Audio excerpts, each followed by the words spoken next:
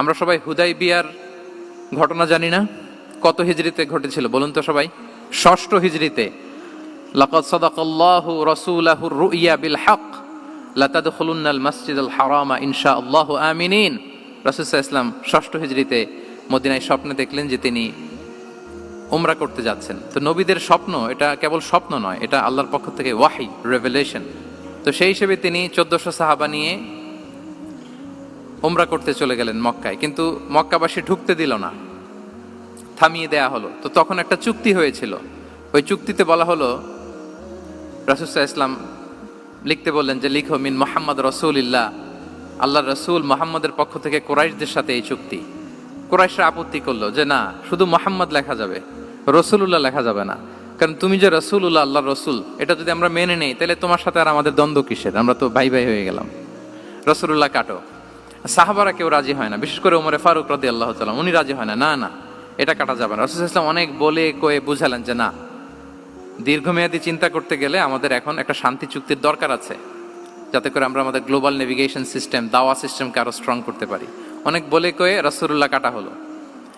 এরপর তারা বলে চুক্তিতে লিখো যে এই বছর উমরা করতে দেয়া হবে না, এই বছর ফিরে যাবেন আপনারা সবাই। এটাও সাহাবারা রাজি হয় না, আল্লাহ রাসূল সাল্লাল্লাহু আলাইহি ওয়াসাল্লাম রাজি হলেন। আবার আরেকটা ক্লোজে লেখা হলো যে আগামী বছর আসলেও 3 দিনের বেশি থাকা যাবে না, সেটাও রাজি হয়ে গেল রাসূল সাল্লাল্লাহু আলাইহি ওয়াসাল্লাম, সাহাবারা রাজি হচ্ছেন না। এরপর মক্কা থেকে কোনো লোক মদিনায় গেলে মদিনাবাসী তাকে রাখতে পারবে না, ফেরত দিতে হবে। কিন্তু মদিনা থেকে কোনো লোক মক্কায় আসলে মক্কাবাসী তাকে ফেরত দিতে বাধ্য থাকবে না। দেখেন, একটার পর একটা মুসলমানদের বিরুদ্ধে সব ক্লোজ যাচ্ছে, কোনো সাহাবীরাই রাজি হচ্ছেন না। কিন্তু আল্লাহ রাসূল সাল্লাল্লাহু আলাইহি ওয়া আলিহি ওয়াসাল্লাম তিনি বললেন যে না, লিখো লিখো। উমর ফারুক রাদিয়াল্লাহু তাআলা আনহু এতটাই রাগান্বিত হলেন, তিনি প্রশ্ন করলেন, ইয়া রাসূলুল্লাহ, আলাইসা আনতা নাবিয়্যুন হক, আপনি এই যে কম্প্রোমাইজের পর কম্প্রোমাইজ করে যাচ্ছেন, আপনি কি সত্য নবী নন, সত্য রাসূল নন? আলাসনা আলা দীনিন হক, আমরা কি সত্যের উপর প্রতিষ্ঠিত নই?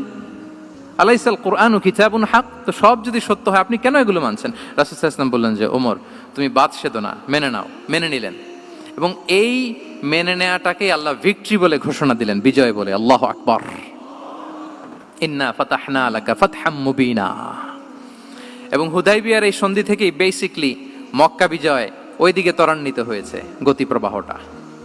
কারণ রাসূল সাল্লাল্লাহু আলাইহি ওয়াসাল্লাম অনেক দূর দেখেছেন, সাহাবারাই সামনের কিছু বিষয়ে তারা খেয়াল করছেন, কিন্তু রাসূলুল্লাহ সাল্লাল্লাহু আলাইহি ওয়া আলিহি ওয়াসাল্লাম তিনি অনেক দূর দেখতে পাচ্ছেন।